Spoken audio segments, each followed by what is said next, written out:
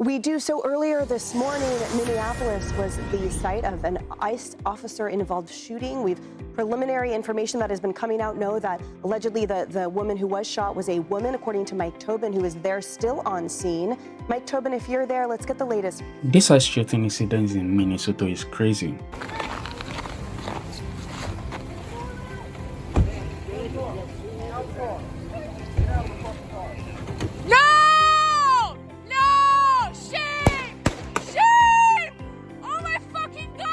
This episode of Unbiased Take, we're going to take a look at it from all sides, right, left and center, and see what everyone is doing or saying wrong. We'll look at what happened, how it happened, and what could have been avoided, and how the whole incident could have been avoided as well. This is a statement of sense and not a statement of fact. I believe Vice Agent Jonathan Ross didn't leave home on the 7th of January thinking I must kill somebody today. And I also don't believe that Renee Good left home thinking I must die for my belief today as well. No matter what your bias is, let us sink in. It all started with Renee Good and her wife, who were first said to be legal observers were blocking the road for the purpose of impeding the movement of ICE agents. You can park by the side of the road to observe, but blocking the road with your SUV cannot be for the purpose of observing. It becomes impeding. The reason why you would impede the movement of ICE agents is if you believe they shouldn't be there, aka they are doing something illegal. But that's not the case. ICE agents were carrying out their official duty, which includes arresting and removing illegal aliens from the community. Therefore, impeding their movement willingly while they were trying to carry out their duty, aka enforce the law, is on its own a crime. The law is the law, you don't have to like it, you just need to follow it. I've heard people on TV say that being an illegal alien is not a criminal offense, it's a civil offense. That is intellectual dishonesty, and this is the genesis of the problem. Overstaying your visa in the United States is a civil offense, but crossing the US border illegally is a federal crime, and all the talking heads on TV knows that. With the process and the law, you can tell Congress to change it, but when you hear the members of Congress that makes the law complain about the law in which they create and are not trying enough to change it, you know they are using it to their advantage. Back to the scene, Renee Good was told by an officer to exit her vehicle, while another officer recorded the vehicle in 360 degrees by moving around it. What should be noted that it all happened in seconds, and as she exited her vehicle, the incident wouldn't have played out the way it did. To know that two people backed the instruction at her, the one she chose to obey played a part in what finally happened. An officer yelled, "Get out of the car," and "Get out of the fucking car" at her multiple times, but she disobeyed. Then her wife instructed, "Drive baby, drive," just once, and she obeyed. We don't know what's going on in her mind when she had her wife's instruction, but we can see she was probably trying to run. Officer Ross, who was cycling the car for recording, hadn't finally gotten out of the way when she had "Drive baby, drive." She drove straight at him and almost immediately away from him, then hitting him on his left leg before he let out a shot. It happened in very few seconds, and from the recording from the officer's phone, we could clearly hear him shout as he was struck by the car while discharging his weapon simultaneously. Get out of the fucking car. Get out of the car. Whoa! Motive and perception matter in this case, but perception is what will finally carry the day if there's to be a case. The motive, she was probably not trying to run him over, even though she tried to run him over. Hitting him while staring away from him make both statements true.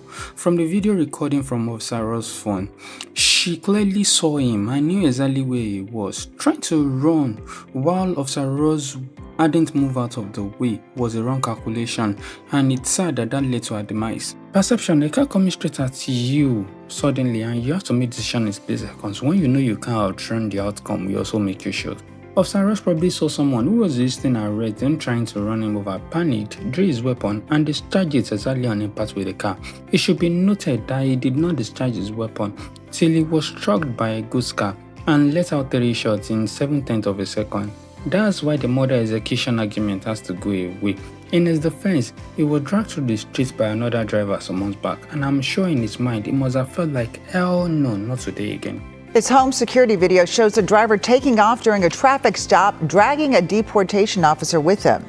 New at 10, WCCO's Uba Ali walks us through this video and the political firestorm behind it. What began as a planned federal immigration arrest took a violent turn in this quiet Bloomington neighborhood. And it was all caught on camera. According to a federal complaint, agents were executing a warrant for 39-year-old Roberto Carlos Munoz. They say Munoz entered the country unlawfully, and he also pled guilty to fourth-degree criminal sexual conduct back in 2023 for abusing a minor. Tuesday morning, agents pulled him over. Court documents say he repeatedly refused to comply before a federal agent took out his spring-loaded window punch with his right hand and broke the driver's side rear window. These images show the officer's hand in the vehicle. In this video, you can see the driver take off with the agent hanging from the car, dragging him 300 feet through front yards. These graphic images show the aftermath. A bloody agent who needed 33 stitches for his significant cuts. And now a political battle with a top Homeland Security official criticizing Governor Tim Walz, posting on X, instead of comparing ICE law enforcement to the Gestapo, Walz should be thanking our brave law enforcement. The Department of Justice says a request for Munoz to be held after that 2022 arrest was, quote, not honored by local authorities, and Munoz was released. We were almost all wrong jumping to conclusion with the first video online that he shot her without cause, or that he could have moved out of the way, or that he was intentionally standing in front of the car to stop her from driving. The recording from his phone gotten by Alpha News show he was circling the car, and had she waited 5 seconds before hitting the gas, she would probably be alive. Or that had her wife not shouted "drive baby drive" when she did, she would probably be alive.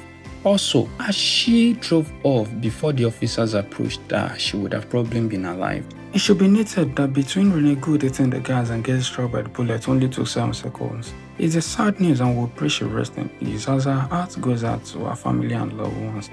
Please protest but don't obstruct or impede law enforcement officers, because nothing good can come out of it. ICE agents are law enforcement officers, we like it or not, and we have to obey the law. Protesting should not include impeding their operation or ramming a car through them, because both are federal crimes. Whoa, whoa, whoa, whoa! Troopers, Texas, please. Come out of the car. Come out of the car. Come out of the car. Open the window. Go. He's in proceedings. He's good to go. Let me get my brake. Go. Lower the window. Watch out behind you. Watch out.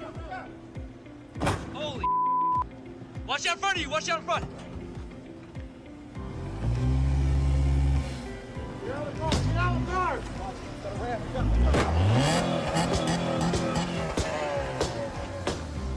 Cut it off! Cut it off! Now! Cut it off! Turn off the car! Cut the car! Cut off! Come out of the car! Come out of the car! Come out! Now! Now! Now! Now!